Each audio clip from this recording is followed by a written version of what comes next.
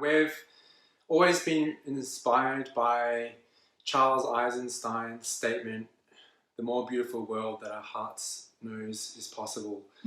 And our teaching of relational work has always come from this place of us wanting to help cultivate that sense of us connecting with each other from our hearts and reaching towards this shared sense of this type of world. And recently we've been deeply in inquiry of what that means and what does that mean for how we actually run our business and do our work. And part of that inquiry has been to really look at climate change and the state of the world and how our system actually works. And we believe that an important step towards a different type of system that has us coming together in a different way towards this more beautiful world is one in which we share our gifts. We share our gifts from this place of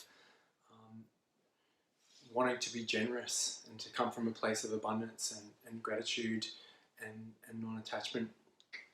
The gift economy is something that I've thought about for quite some years now. It's been on my mind, and I often have, when in my daydreaming moments, thought about it as kind of an evolutionary step in our economic system, and one that actually, visioning further into the future from where we are, but a gift economy allows us to show up as we are and offer what we have to offer because we're aligned with it, because I'm aligned with what my natural innate passion and skills and capacities and aptitudes are, to come into alignment with that from a place of trust, so that I'm giving that, and then there's just a place of trust. And if everyone else, if we're all in that kind of space of giving, we're giving what we have access to. I'm giving my skills and someone else is giving their skills or their services or something they've grown, or if we're whatever it is, so that there's just the trust between us. It's not a barter. This is not a barter system. We're not exchanging one thing for another. We're just giving. That's because that's what we have to give, and then others are given. So there's a kind of a trust that will be taken care of.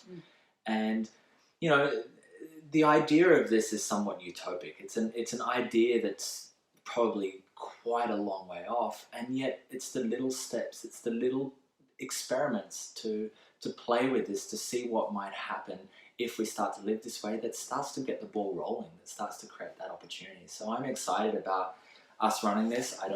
Running this way, I don't quite know what's going to happen with that, but I do the work that we do, I'm very passionate about. It's something that I've developed a lot of awareness and understanding and capacity to teach it, and in ways that does impact other people's lives and the way they relate. So I want to give that, and I want to have the opportunity to give that, and I do still desire to make a living and be alive, but there's a kind of surrender of that, of just, okay, this is what I have to give. I want to give it anyway, for whoever wants to receive. Yeah. We're stepping into an experiment of absolute surrender, following what it is that we love. And the truth is we are lit up and inspired by this work and being with people and being in connection with people. It's our highest value is around connection. And this is what's having us want to really lean into this experiment to see what happens.